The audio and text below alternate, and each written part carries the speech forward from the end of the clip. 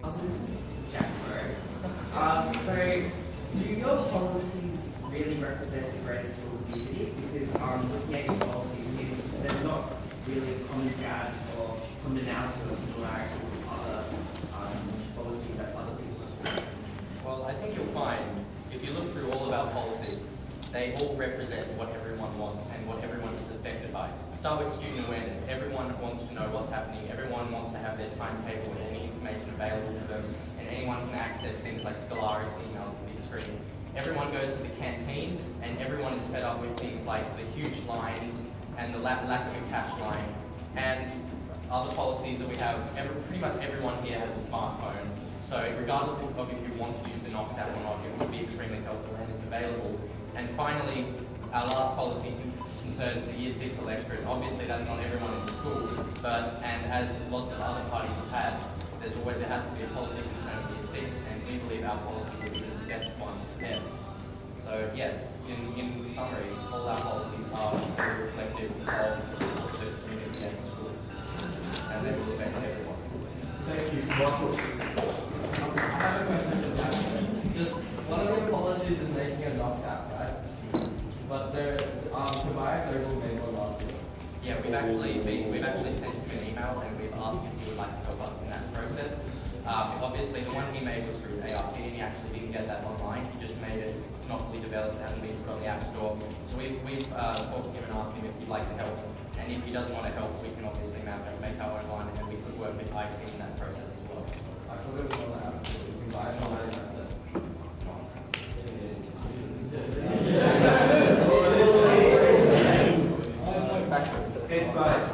Just another question for Jack. What does KSAP actually stand for?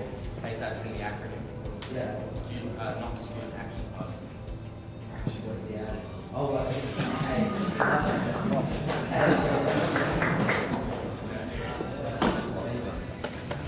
Further questions, please. James. Would you mind if I ask a question? That's fine. That's another question for Jack.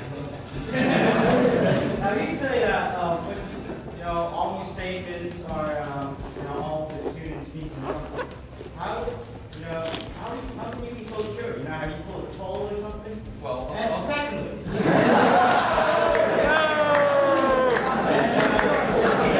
a good leader is someone who has instincts and knows what is best for the students, not just proselytizing the students' desires and wants. You need to know that it's just and it's reasonable. well, as you probably know, I'm part of this year group. I talk to everyone in this year group, and there are 8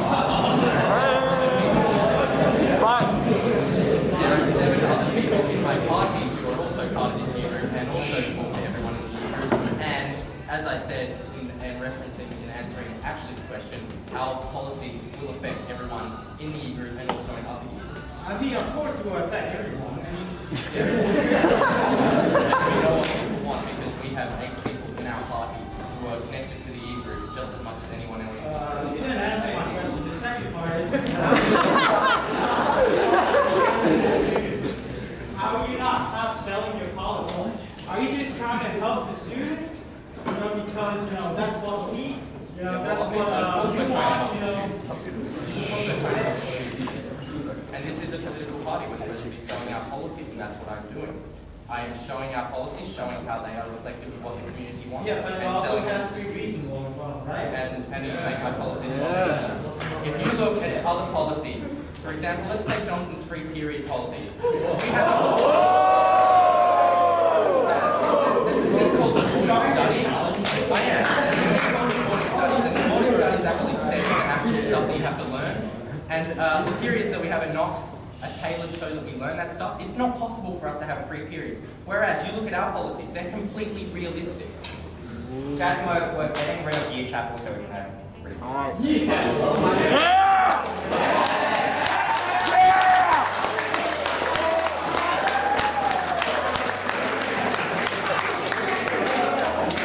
You're saying you're going to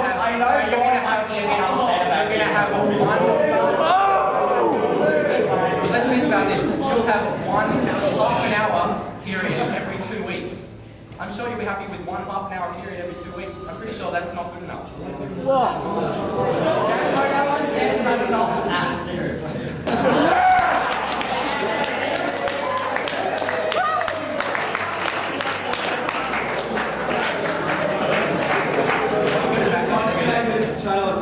just to mix things up a bit, I got a question for Pogo. You said that you wanted to build a student common room for the Year 9 and 10. Where would you put that? That is a good question. We didn't say build one, we said introduce one, so we'd have to leave the location up to the Knox Building Society themselves. So, but the whole premise of the common room would, I don't know, we don't have an idea right now where it would be. If This is the third camera. You said that we can wear our PE uniform after like the next period. Does that mean we have to get changed by recess or lunch? Yeah. Does that mean this takes out our lunch and recess? Oh, well, you can get changed.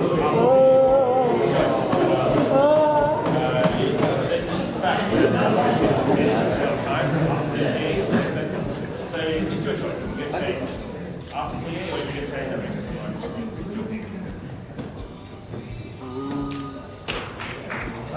David? I'm gonna another question for Cameron. You said that if it was 30 degrees or whatever, you wouldn't have to wear your clothes. Doesn't Knox already have that policy? It depends.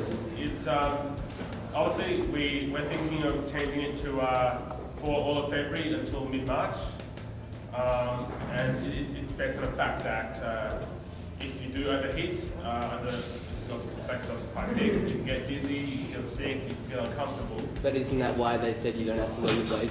It's too hot. I know. Sometimes it's not 30, but most of the time, yes, it is. It's right, you're right.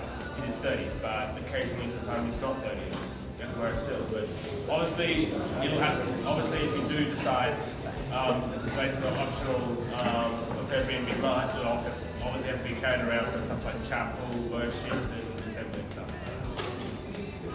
Right, Nick, can you just give the NS round of applause?